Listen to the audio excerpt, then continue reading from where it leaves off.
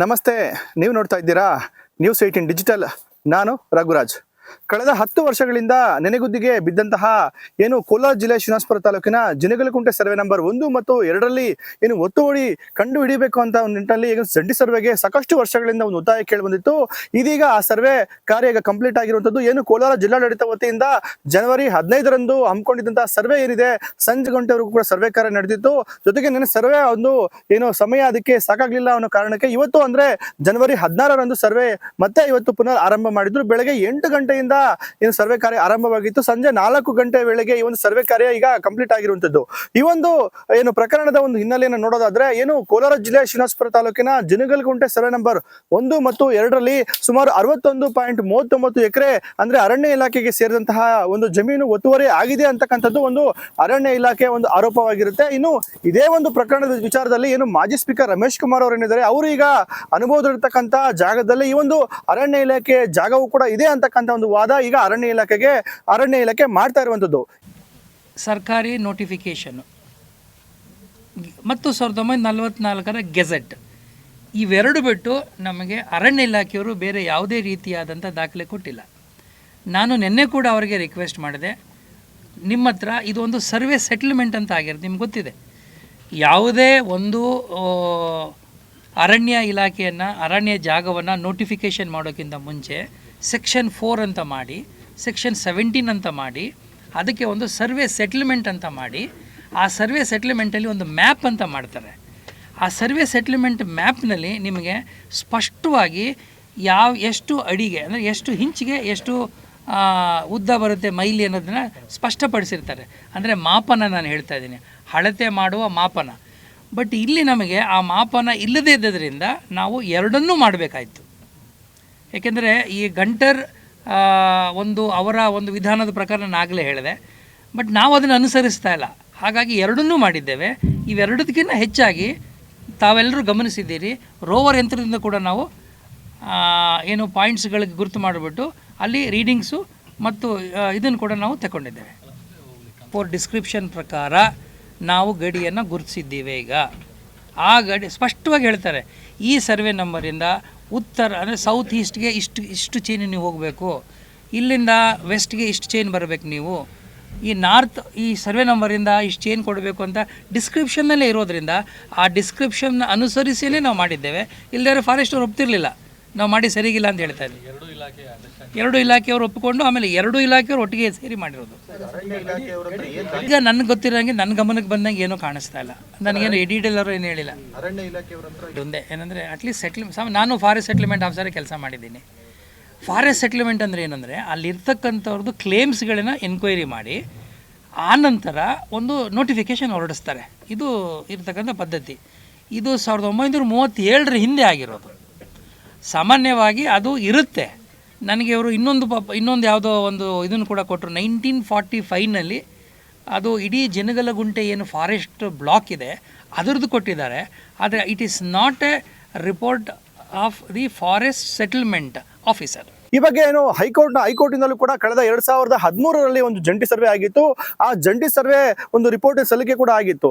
ಆದ್ರೆ ಮತ್ತೆ ಒಂದು ಜಂಟಿ ಸರ್ವೆ ಆಗಬೇಕು ಅಂತಕ್ಕಂಥ ಒತ್ತಾಯ ಸಾಕಷ್ಟು ವರ್ಷಗಳಿಂದ ಏನು ಕೇಳಿ ಬಂದಿತ್ತು. ಈ ನಿಟ್ಟಿನಲ್ಲಿ ಅರಣ್ಯ ಇಲಾಖೆ ಏನು ಸಾಕಷ್ಟು ಪಟ್ಟು ಬಿಡದೆ ಈ ಒಂದು ಪ್ರಕರಣವನ್ನು ಹೈಕೋರ್ಟ್ನಲ್ಲಿ ಒಂದು ಫಾಲೋ ಅಪ್ ಅನ್ನು ಮಾಡಿತ್ತು. ಜೊತೆಗೆ ಸುಪ್ರೀಂ ಕೋರ್ಟ್ ವರೆಗೂ ಕೂಡ ಈ ಒಂದು ಪ್ರಕರಣ ಹೋಗಿತ್ತು. ಜೊತೆಗೆ ಒಂದು ಏನು ಕೇಂದ್ರ ಪರಿಸರ ಇಲಾಖೆ ವರೆಗೂ ಕೂಡ ಈ ಒಂದು ಪ್ರಕರಣ ಹೋಗಿತ್ತು. ಈ ನಿಟ್ಟಿನಲ್ಲಿ ಒಂದು ಜಂಟಿ ಸರ್ವೆ ಆಗಬೇಕು ಅಂತಕ್ಕಂಥ ಏನು ಒತ್ತಾಯ ಇತ್ತು, ಅದೀಗ ಕಂಪ್ಲೀಟ್ ಆಗಿರುವಂತದ್ದು. ಜನವರಿ 15ರಂದು ಬೆಳಗ್ಗೆ 9 ಗಂಟೆಗೆ ಏನು ಕೋಲಾರ ಜಿಲ್ಲಾಧಿಕಾರಿ MR ರವಿ ಅವರ ನೇತೃತ್ವದಲ್ಲಿ ಒಂದು ಜಂಟಿ ಸರ್ವೆ ಒಂದು ಕಾರ್ಯ ಆರಂಭವಾಗಿತ್ತು. ಈ ಒಂದು ಕಾರ್ಯದಲ್ಲಿ ಏನು ಅರಣ್ಯ ಇಲಾಖೆ ಅಧಿಕಾರಿ ಆಗಿರ್ತಕ್ಕಂಥ ಸರಿನಾ ಸಿಕ್ಕಲಿಗರವರು, ಜೊತೆಗೆ ಏನು ಕೋಲಾರ ಏನು AC ಅವರು, ಜೊತೆಗೆ ಏನು ಭೂ ದಾಖಲೆಗಳ ಇಲಾಖೆ ಅಧಿಕಾರಿಗಳು ಕೂಡ ಭಾಗಿಯಾಗಿದ್ರು. ಜೊತೆಗೆ ಅರಣ್ಯ ಇಲಾಖೆ ಮತ್ತೆ ಕಂದಾಯ ಇಲಾಖೆ, ಜೊತೆಗೆ ಒಂದು ಭೂ ದಾಖಲೆಗಳ ಸರ್ವೆ ಏನು ಸಿಬ್ಬಂದಿ ಇದ್ದಾರೆ ಅವರು, ಜೊತೆಗೆ ಪೊಲೀಸ್ ಇಲಾಖೆ ಎಲ್ಲರೂ ಕೂಡ ಸುಮಾರು ಒಂದು 300ಕ್ಕೂ ಹೆಚ್ಚು ಸಿಬ್ಬಂದಿ ಈ ಒಂದು ಬೃಹತ್ ಒಂದು ಸರ್ವೆ ಕಾರ್ಯದಲ್ಲಿ ಭಾಗಿಯಾಗಿದ್ರು.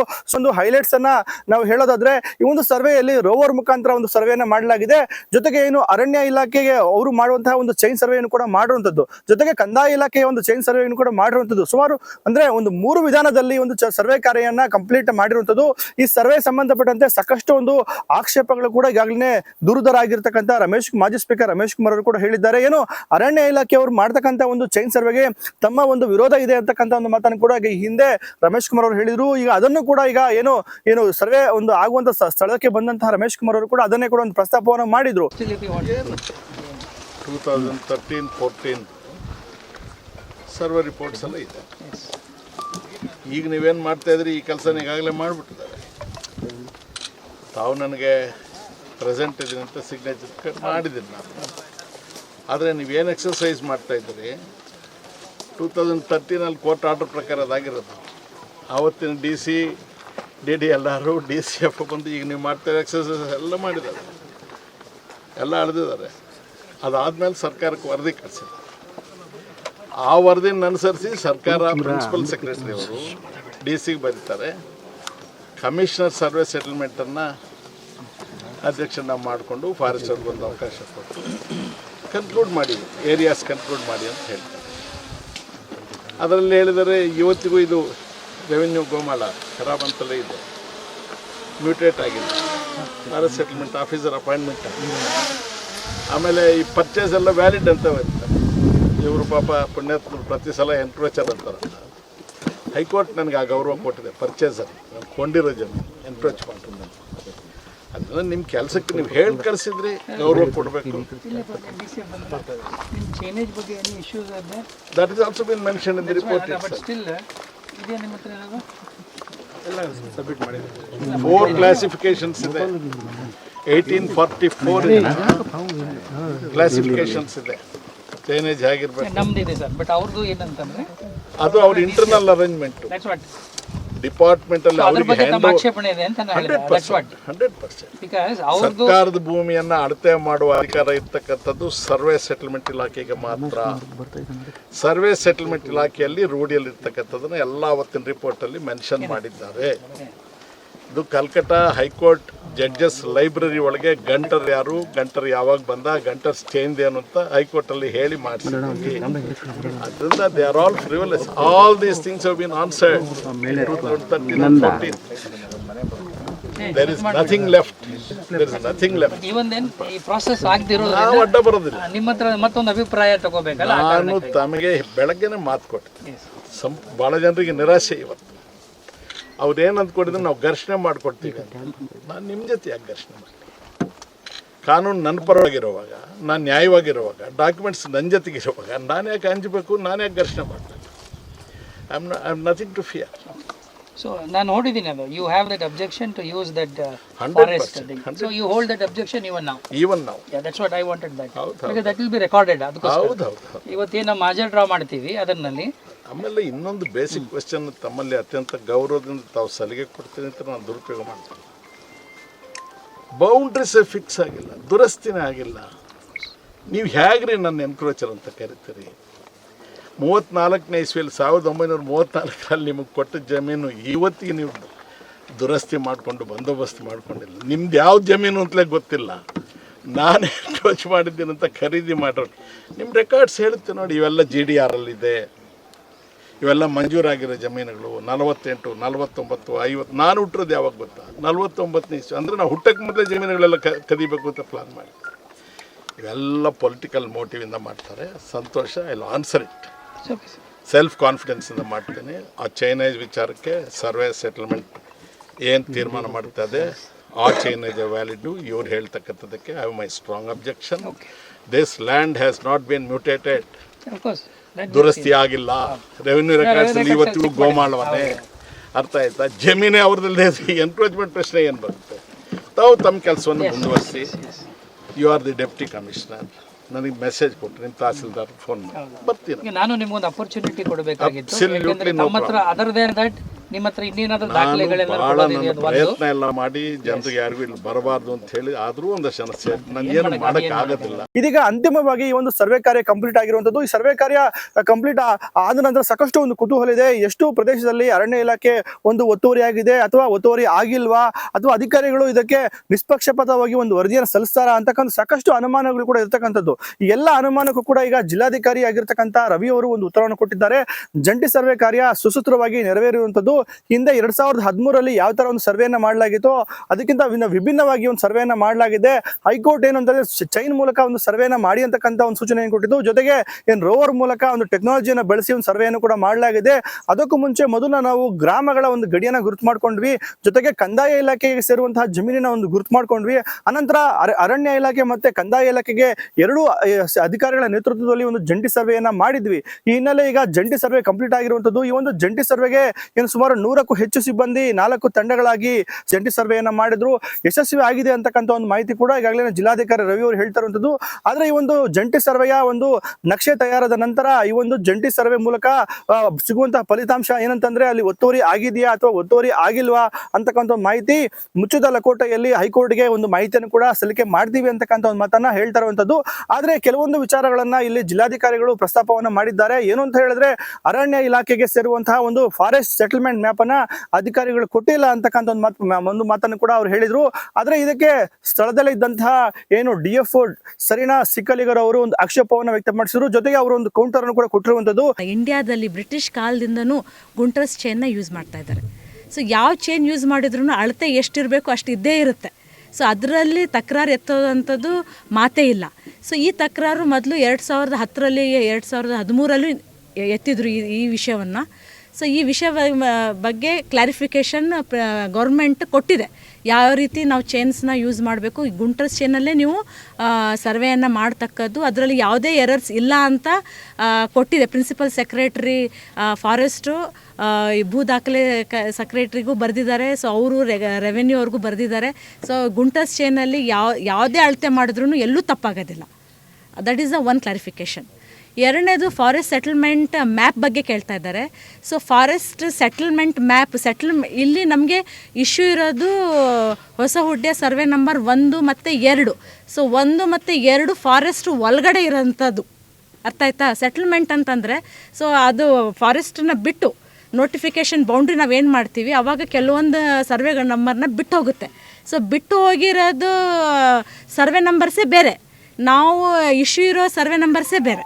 ಸೊ ಫಾರೆಸ್ಟ್ ಸೆಟಲ್ಮೆಂಟ್ ಮ್ಯಾಪ್ ಅದು ಇದಕ್ಕೆ ಅವಶ್ಯಕತೆನೇ ಇಲ್ಲ. ಇದು ಇಶ್ಯೂ ಇರೋದು ಫಾರೆಸ್ಟ್ ಒಳಗಡೆ.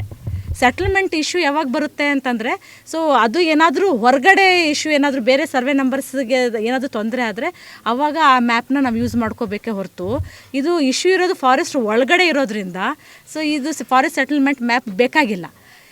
ಅಂಥ ಪಕ್ಷದಲ್ಲೂ ಬೇಕೇ ಬೇಕು ಅಂದ್ರೂ ಇವಾಗ ನಾನು ಇಲ್ಲಿ ಇಟ್ಕೊಂಡಿದ್ದೀನಿ, ಇದರಲ್ಲಿ ಯಾರ್ಯಾರಿಗೆ ಸೆಟಲ್ಮೆಂಟ್ ಮಾಡಿದೆ ಅಂತ ಆಗಲೇ FSO ರಿಪೋರ್ಟ್ ನನ್ನ ಹತ್ರ ಇದೆ.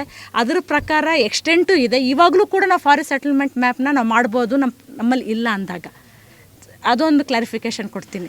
ಸೊ ಅದು ಇಲ್ಲ ಅನ್ನೋದು ದೊಡ್ಡ ವಿಷಯ ಏನಲ್ಲ, ಅದನ್ನು ನಾವು ಮತ್ತೆ ರೀಕ್ರಿಯೇಟ್ ಮಾಡ್ಬೋದು. ಮತ್ತು ಅದು ರೀಕ್ರಿಯೇಟ್ ಯಾವ ರೀತಿ ಮಾಡಬೇಕು ಅಂತ ಸರ್ಕಾರ ನಮಗೆ ಆದೇಶನೂ ಕೊಟ್ಟಿದೆ. ಯಾವ ರೀತಿ ನಾವು ಫಾರೆಸ್ಟ್ ಸೆಟಲ್ಮೆಂಟ್ ಮ್ಯಾಪ್ ಇಲ್ದಿದ್ದಾಗ ಮಾಡಬೇಕು ಅನ್ನೋದ್ರ ಬಗ್ಗೆನೂ ಆದೇಶ ಇದೆ. ಅದ್ರ ಪ್ರಕಾರನೂ ನಾವು ಇವಾಗಲೂ ಫಾರೆಸ್ಟ್ ಸೆಟಲ್ಮೆಂಟ್ ಮ್ಯಾಪ್ ಬೇಕೇ ಬೇಕು ಅಂತ ಅಂದಾಗ ನಾವು ಇವಾಗಲೂ ಕೂಡ ಮಾಡ್ಬೋದು. ಯಾವ್ದು ಪ್ರಕಾರ ಈಗಾಗಲೇ ಅದರ ರೈಟ್ಸನ್ನ ಯಾರಿಗೆ ನಾವು ಬಿಟ್ಕೊಟ್ಟಿದ್ದೀವಿ, ಎಷ್ಟು ಎಕ್ಸ್ಟೆಂಟ್ ಬಿಟ್ಕೊಟ್ಟಿದ್ದೀವಿ ಅನ್ನೋದು ಕಂಪ್ಲೀಟ್ ದಾಖಲೆ ಇದೆ. ಅವ್ರ ಹೆಸರು ಕೂಡ ಇದೆ, ಅವ್ರ ಎಕ್ಸ್ಟೆಂಟು ಇದೆ, ಯಾವ ಕಡೆ ಬಿಟ್ಕೊಟ್ಟಿದ್ದೀವಿ ಅನ್ನೋದು ಇದೆ. ಸೊ ಅದನ್ನು ನಾವು ಮಾಡ್ಬೋದು.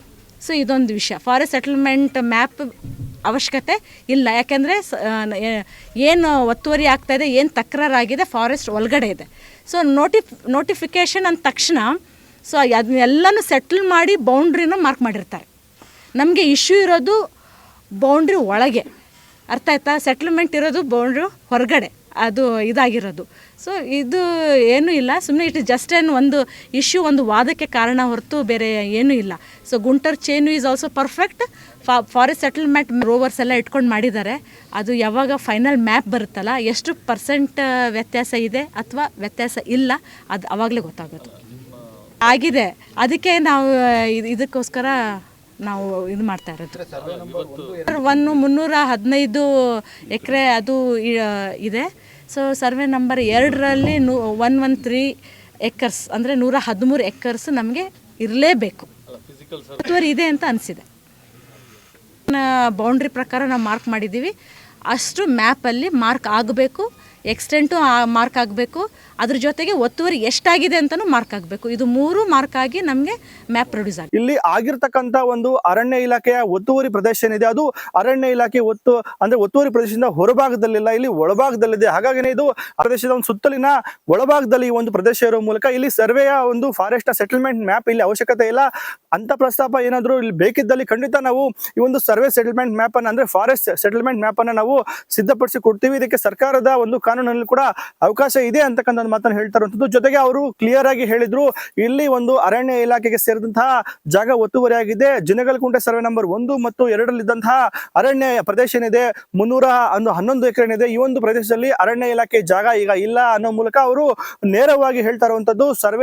ಸರ್ವೆ ಮೂಲಕ ಏನು ಫಲಿತಾಂಶ ಹೇಗಾದ್ರೂ ಕೂಡ ಬರ್ಬೋದು, ಇಲ್ಲಿರ್ತಕ್ಕಂಥ ಅರಣ್ಯ ಇಲಾಖೆ ಜಾಗ ಒತ್ತುವರಿ ಆಗಿದೆ ಅಂತಕ್ಕಂಥ ಒಂದು ಪ್ರಸ್ತಾಪವನ್ನ ನೇರವಾಗಿ ಅವ್ರು ಮಾಡ್ತಾ ಇರುವಂತದ್ದು.